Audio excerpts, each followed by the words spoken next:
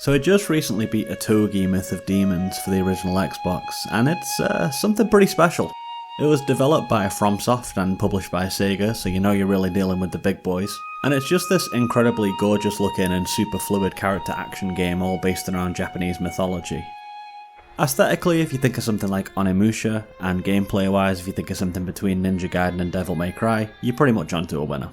In this game you take control of this dude here, Raiko, a particularly dripped out individual who was previously an Imperial Executioner. He gets summoned by this mysterious ethereal voice calling herself the Princess, and she tasks him with a series of vague, morally ambiguous missions around killing demons and restoring seals and this kind of thing. In traditional FromSoft style, everything is a little bit up in the air in terms of the lore. You have to kind of try and piece it together from random bits of dialogue and snippets of weapon description, stuff like that. It's also consistently implied that you may not exactly be a good dude. But none of that matters because we're going to jump into these stages, we're going to start slashing, we're going to start smashing.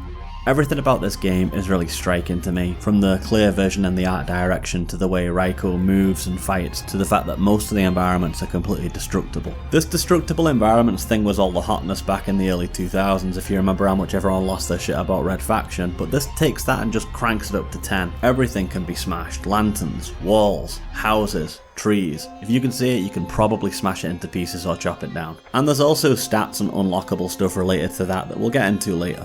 But for now, how does the game play exactly? Well, it's actually very arcadey. I described the combat as something like Ninja Gaiden meets Devil May Cry, and I think that is still true because there's lots of cool swordplay, very floaty, dashy combat. You can kind of dash infinitely in the air and jump upwards. Movement feels very free and unbound by anything. Raiko's super agile, he can double jump, triple jump, he can just keep dashing through the air. You can kind of get across most stages without ever touching the ground, but that is also probably helped by the fact that these maps on the whole are really small. There's plenty of missions, I think 29 in total if I remember rightly, but all of them can easily be done in under 5 minutes and some of them under 1 minute. The experience of playing this game is not too different from something like an Armored Core. You take a look at the mission briefing and you can also have a look at what enemies you're going to face in that stage.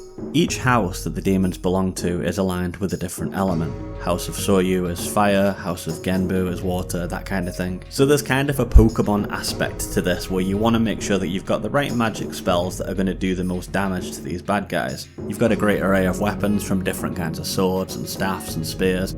And you've also got accessories that give you various buffs and debuffs. There's a lot to play with and there's a lot to plan out. And very often you'll be trying to optimize some of these stages to get the most gold and the most experience so that you can then go and buy better stuff. Like I say, Armored Core type of feeling to it. I mentioned that the story is intentionally a little bit vague and loose, but there's still plenty of cutscenes and plenty of dialogue and plenty of interesting characters that you'll meet.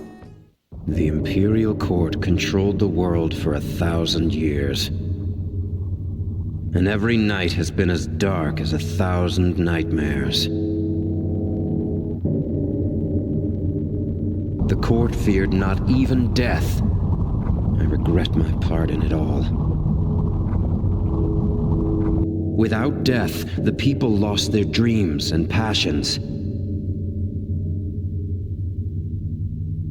They were shackled with the burden of unending time.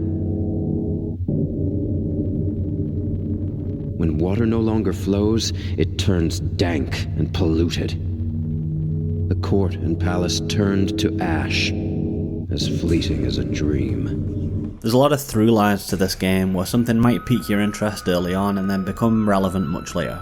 A good example is one of my favourite bosses, the Crimson King. You first meet this dude in stage 5, the Palace of Gold. An early part of the story has to do with you restoring all these sacred mystical essences, gold, wood, wind, this kind of stuff. And the princess is telling you how gold was originally these little cute playful insect creatures that used to dance around the capital, and they were all imprisoned by this evil demon that wanted to covet it all for himself. This is the Crimson King, and we meet him in this palace in this very dramatic looking space. So we go into the palace and start breaking the jars to free the golden insects and restore the essence, and the Crimson King breaks out of the throne room looking really pissed off, so straight away we're thinking boss fight. That doesn't happen. Instead we get this very anime cutscene where the two guys are dueling and have a bit of a standoff, and then the Crimson King jumps off into the night. It gives him a bit of mystique and recurring villain type vibe. And then much later in the game, we do get a very dramatic showdown with him. It takes place in this snowy bamboo thicket here at night with a big moon. There's all these ceremonial arches and ornate bridges and the river's frozen to an ice sheet. It looks super striking and austere. There's a good variety to the missions as well. Most of them do involve just killing demons or fighting bosses or smashing stuff, but the storyline reason for doing whatever you're doing, mixed with the great range of really nice looking settings, helps to sell it and keep it feeling fresh. This is a character action game and it was made by FromSoft, and those things would probably make you think it's going to be incredibly difficult, but I actually didn't have too tough of a time with it. If you're trying to unlock all of the hidden items by doing time trial stuff or get every destructible in the level, that can be a little bit challenging, but just to actually blast your way through and do a normal playthrough is not so bad. There was one mission I was tearing my hair out on for a little bit where you have to escort this sacred fox across this sea of blood, and honestly I think any escort mission in a video game tends to be a little bit frustrating. But there's something funny and cute about the way this fox just floats along with no animation that I found it hard to get mad at. Outside of that, the final boss is a bit of a bastard, but otherwise everything's pretty manageable. I never found myself bumping up against the stage for more than maybe 5 or 6 tries, and I think that's about right for this kind of game. I'm playing this one here on my original Xbox, but I believe you can also get it as a download for modern Xbox consoles, so maybe give that a look if you've got one. As far as this genre goes, I'd say Otogi gets everything just right. It's challenging enough to be satisfying, but not so much that it becomes really frustrating. It's long enough to be engaging, but not so much that it feels drawn out. It's deep enough that you can experiment with lots of different combos and stuff, but not so deep that you'd feel overwhelmed and thrown in at the deep end. Everything just has this perfect balance that make it a joy to play. I haven't played Otogi 2 yet, but I do own it and I'll get around to it at some point. Maybe we'll talk about that one of these days.